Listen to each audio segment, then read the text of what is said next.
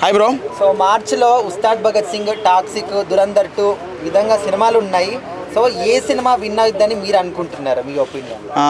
నా పరంగా చూసుకుంటే మన తెలుగు ఇండస్ట్రీ పరంగా అయితే ఒకటే సినిమా వస్తుంది, చాలా పెద్ద సినిమా, ఉస్తాద్ భగత్ సింగ్. సో పవన్ కళ్యాణ్ గారు దొల్లగొట్టేస్తారు అనుకో, అది సెకండరీ.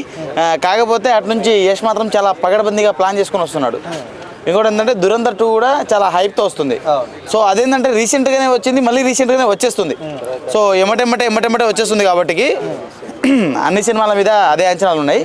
కాకపోతే తెలుగు ఇండస్ట్రీ పరంగా మనకు పవన్ కళ్యాణ్ గారి సినిమా అయితే గట్టిగా ఆడుతుందని చెప్పేసి నేనైతే నమ్ముతున్నాను. సీక్వెల్ కాబట్టి అది పక్కన పెడితే, ఇప్పుడు టాక్సిక్ విషయంలో కూడా యష్ గారు ప్రతి ఒక్క సినిమా కూడా కేజీఎఫ్ కాదు కదా, చాలా కష్టం అని చెప్పేసి అంటున్నారు. రీసెంట్గా వచ్చిన గ్లిమ్స్ అవన్నీ చూసిన తర్వాత మరి పవన్ కళ్యాణ్ గారి సినిమా మీద కూడా అంత నమ్మకం లేదంటున్నారు. లేదు బ్రో, నాకైతే నమ్మకం ఉంది. సాంగ్ వినది దేక్లేంగే సాలా, ఆ సాంగ్, ఆ తర్వాత నార్మల్గా గ్లిమ్స్ చాలా బాగున్నాయి. ఇవన్నీ చూసుకుంటే గ్లాస్ అనేది ఒక సైన్యం. అది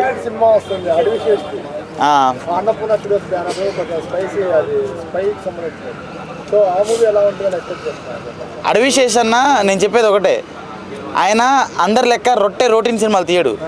ఆయన ఏంటంటే ఆయన కాన్సెప్ట్ వేరు, ఆయన వెళ్ళే రూటే వేరు. ఆయన ఎప్పటికైనా ఒక ఎక్స్పెరిమెంట్ చేస్తాడు, ప్రతి సినిమా మీద ఒక ప్రయోగం చేస్తాడు. అతనికి ఫ్లాప్ అయినా హిట్ అయినా అతనికి ప్రాబ్లం ఉండకుండా ఒక ప్రయోగం అనేది చేస్తాడు. కొత్త సినిమాని అందించాలనే ఆతృతం ఎక్కువ ఉంటుంది ఆయనలో.